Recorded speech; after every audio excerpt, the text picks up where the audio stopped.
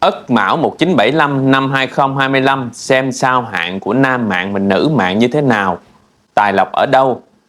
Trước tiên Quảng Tòng khuyên anh chị xem kỹ lại cái video tử vi tuổi Mão năm 2025 mà Quảng Tòng đã làm, vì Quảng Tòng đã chia sẻ rất chi tiết về mệnh, tài, quan, về gia đạo, tình cảm vân vân. Hôm nay chúng ta chỉ xem thêm về sao hạn.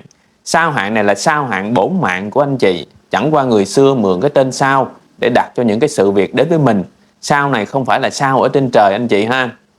Khi mình hiểu được điều đó rồi thì mình sẽ tập trung vào trong cái việc tu tập làm phước để mình nâng cao cái phước đức của mình lên, thì mình sẽ hóa giải được những cái điều xấu nó đến với mình.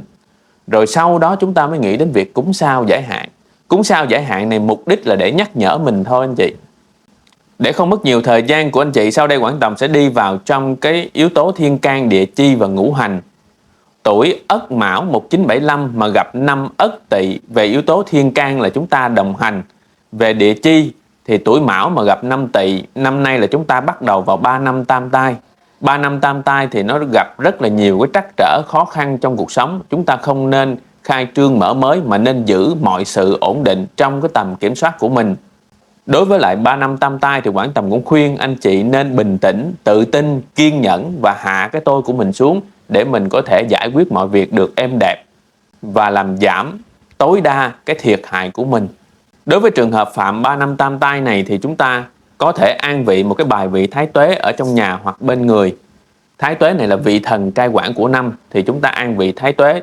Chúng ta không phạm Thái Tuế nhưng mà chúng ta phạm tam tai thì chúng ta cũng có thể an vị cái bài vị Thái Tuế để cầu nguyện cho một năm được bình an, được may mắn. Tuổi Ất Mão có ngũ hành là đại khê thủy, mà năm Ất Tỵ là phúc đăng hỏa, thủy thì khắc được hỏa. Có nghĩa là trong năm 2025 này thì chúng ta cũng làm việc nó cũng được, nhưng mà vạn sự khởi đầu nan, mọi sự đều có khó khăn. Chúng ta khắc được thời thế rồi chúng ta mới qua được. Vậy tài lộc của chúng ta ở đâu?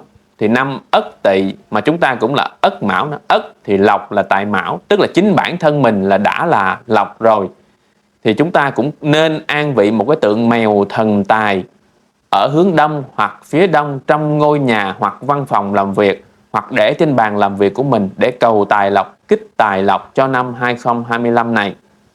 Tiếp theo, nam mạng Ất Mão 1975 năm 2025 là chúng ta được 51 tuổi. Nam 51 tuổi thì chúng ta được cái chữ là ngòi nước không chảy.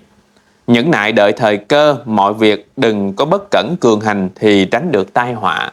Đối với câu tổng quan này thì khuyên cho tuổi Ất Mão nam mạng chúng ta nên kiên nhẫn, chờ đợi. Khi nào nó thuận lợi rồi hãy làm. Chúng ta đừng có khai trương mở mới, mà chúng ta hãy phát triển trên những gì mình đã có.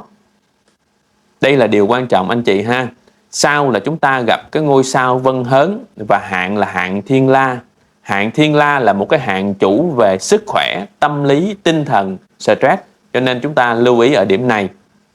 Sao Vân Hớn nó là một ngôi sao thuộc về hành hỏa, mà chúng ta là hành thủy. Thủy thì khắc được hỏa, cho nên cái xấu nó cũng giảm đi. Đối với sao Vân Hớn thì 2 tháng xấu nhất là tháng 2 và tháng 8 âm lịch. Khi mà chúng ta hành sự trong 2 tháng này thì chúng ta phải đặc biệt cẩn thận nhiều hơn. Nếu chúng ta muốn cúng sao thì chúng ta sẽ cúng vào trong ngày 29 âm lịch hàng tháng. Sao Vân Hớn là một ngôi sao thuộc về hành hỏa, chủ về những cái hòa khí, nóng nảy, nóng tính, lửa, nhiệt độ, điện đóm, bu ri, hai con mắt, tiểu nhân hãm hại, cái miệng, thị phi. Cho nên khi mà chúng ta gặp sao Vân Hớn này thì chúng ta cần phải điều hòa cái khí huyết, cái tính tình, điều hòa cái hòa khí trong bản thân mình và gia đình thì mọi việc nó mới được êm ấm. Đối với sao Vân Hớn này thì tài lộc nó cũng chỉ ở mức trung bình. Do chúng ta là mạng thủy, thủy thì khắc hỏa, cho nên cái xấu nó giảm bớt thì cũng đỡ đi. Đối với sao Vân Hớn thì chúng ta cần phải lưu ý trước khi ra khỏi nhà, phải kiểm tra điện đóm, bếp nút, bếp ga, cháy nổ. Sao Vân Hớn thuộc về hành hỏa, cho nên chúng ta cũng nên hạn chế mặc trang phục màu đỏ, màu tím, màu hồng, màu cam sáng. Điều đó sẽ làm cho vượng hỏa, làm cho những cái xấu ngày càng tăng thêm. Đó là ý nghĩa của sao Vân Hớn mà Quảng Tòng muốn chia sẻ đối với lại nam mạng Ất Mão 1975. Tiếp theo, nữ mạng 1975 Năm 2025 thì chúng ta được 51 tuổi, nữ 51 tuổi được cái chữ là rồng lặng trong ao, chớ nên vọng động kế mưu, mọi việc, sự nghiệp di chuyển đều không nên. Gia đạo thị phi, nhân sự vô ích, lo buồn bệnh hoạn. Thì đối với câu này cũng ý nghĩa là khuyên chúng ta nên kiên nhẫn, nhẫn nại, đợi thời cơ. Và đặc biệt là lưu ý tránh cái chuyện mà gia đạo thị phi vân vân, đừng có tham gia vào những cái chuyện thị phi. Nếu chúng ta gặp chuyện thị phi thì chúng ta cũng nên lướt qua. Sau là chúng ta gặp sao La Hầu và hạn là hạn Diêm Vương. Hạn Diêm Vương là một cái hạn chủ về gia đình có chuyện buồn, thì chúng ta cũng nên lưu ý cái điều này. Sao La Hầu là một ngôi sao xấu anh chị ha. Sao La Hầu sẽ rất là xấu trong cái tháng Giêng và tháng 7 âm lịch. Khi mà chúng ta tiến hành mọi việc trong 2 tháng này thì chúng ta đều phải đặc biệt lưu ý cẩn thận. Nếu chúng ta muốn cúng sao thì chúng ta sẽ cúng vào trong ngày mùng 8 âm lịch hàng tháng.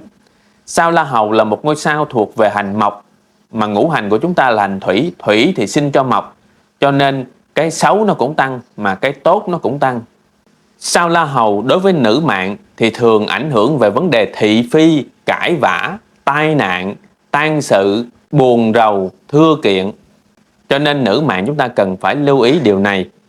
Sao La Hầu thuộc về hành mộc là màu xanh lá, cho nên trong năm 2025 này chúng ta cũng nên hạn chế sử dụng những trang phục màu xanh lá để cho cái xấu, cái hung hiểm nó không có được tăng lên.